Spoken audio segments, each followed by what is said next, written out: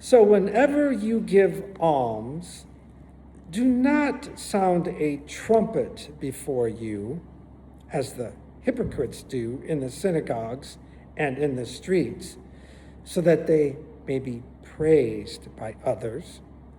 Truly, I tell you, they have received their reward.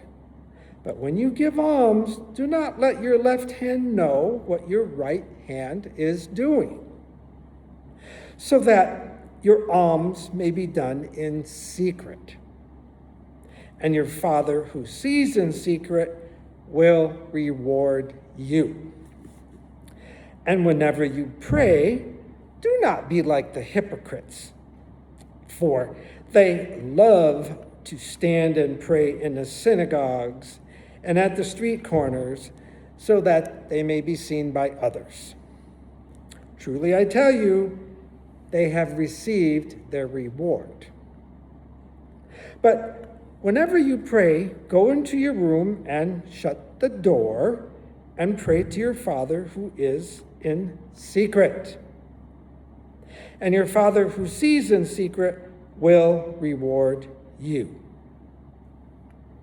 Jumping up to verse 16 of Matthew chapter 6.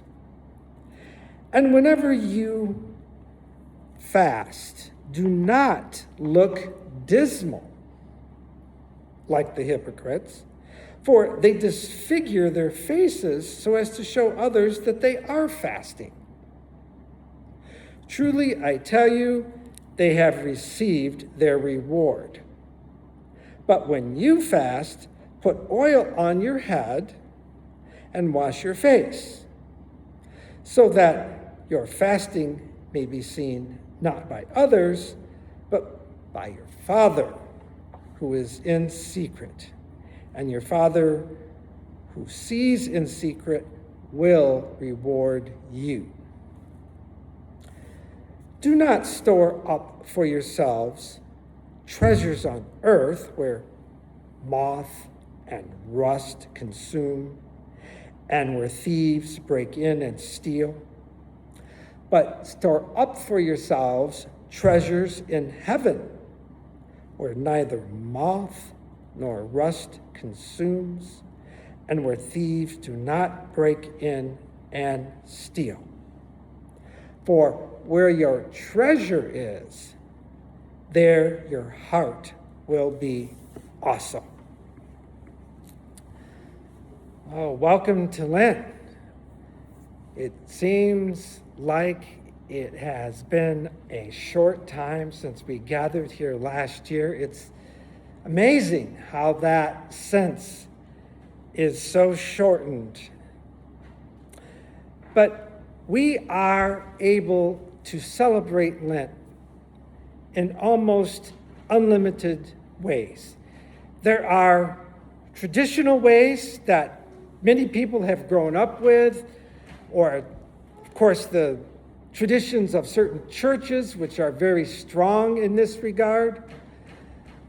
But we understand that this is a time where maybe you can reflect on what little bit of the year has gone past so far and think, am I on track for where I want to be?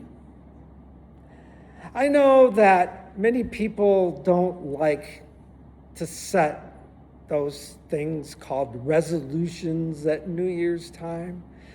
And certainly you can call them whatever you wish. Goals, aspirations, things that you know you need to do to be the best version of yourself. I mean, that's a wonderful journey to be on. If even in small ways you can think of stuff that will help you have a healthier mind, body, and spirit, then certainly Lent can be a time to do that. Often Lent is perceived as that where you will deny yourself something. And people find that variously satisfying or unsatisfying. But why not reinvent that image a bit and think that what you're going to deny yourself is something that isn't that good for you? And so if you want to change some habit that you just don't want to continue with, then maybe Lent will give you that time, 40 days of Lent. And they say that if you work at changing something and you want to develop a new habit, that often people will find success like within a 6-week period. So in any case, this is yet another chance to use the framework of a liturgical holiday of the church, which Lent is, and adapt it to your own purposes. And we'll hear more about this on Sunday morning with the message. But now, with this thing about ashes and being somber, that reflection can really help us. Maybe this is the time to take that inner journey. It's very uncomfortable and difficult for many people to kind of do introspection. That's kind of looking inward. We may get up in the morning and look in the bathroom mirror and not be too pleased with how things have survived the night, but it can be even more daunting to think about, what am I doing in life right now? Am I really leveraging all the opportunities that I have? Am I being held back by something? And most people are held back not so much by what's out in the world, but what is inside their minds. And so maybe you need to free yourself from something. I mean, certainly it's obvious and easy if you're eating something and it tastes good when you're eating it, but then it doesn't sit well with you and you would really like to stop eating that thing. Well, okay, on that level, Lent would be a great time to try to eliminate that item from your diet. But when it comes to ways of thinking, that's a little more difficult task to dislodge those things. And so we can use the somberness, the sobriety, the reverential time that we are in, especially tonight. We're going to have those ashes applied, and that can be your invitation to think deeply about yourself. You know, we often will look out in the world and think deeply about things. We can get into philosophy and other such things, and that has its own challenges for sure. But wow, self-examination, that is something I think we can all benefit from. Even though it's not easy, it makes you uncomfortable, but if you want to get to a place and you're not there, and maybe you don't know exactly the journey, there's a lot of mental debris that we can sweep out, so to speak, to use that figurative language. And Lent could be your time to do that.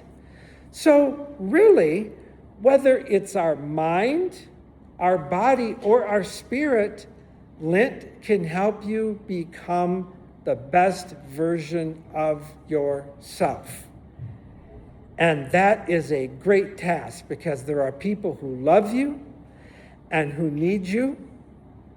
And as we take care of ourselves, we can trust that that will contribute at least in some small way to us being around longer so that we can demonstrate love and receive love. So here we are. The scriptures were doing an amazingly good job about getting us into the thought that practicing our piety, our religiousness, is not something that is preferred publicly. Jesus gives these examples of individuals who are seeking public notoriety and praise. And he said, well, they're getting their reward. Well, that's the publicity they're getting. So they're getting a reward from it. But if they really want to have spiritual merit, if they really want to get that soul food for that deep, satisfying feeling, then what Jesus suggested about being personal and private in your piety is the way to go about it, where you're not putting on a show for somebody. You're focused on what you're doing. Notice, he says, go into a room and close the door, for goodness sakes. That's pretty private. So, maybe that'll work for you. And so here we are, starting our journey, and it will be a good one. We can be conscious of things that we want to know more about ourselves. Maybe we'll be surprised and find that only what is in our mind when we're negative is the thing that's standing between us and reaching some important goal. If we can work on getting that stuff out, maybe we're harboring some anger, some resentment against somebody or something. The more we can identify what that is and then pray to have God help us move it out, the better prepared we are to adopt something else, something new, something that's beneficial for ourselves. And that can be our journey through Lent.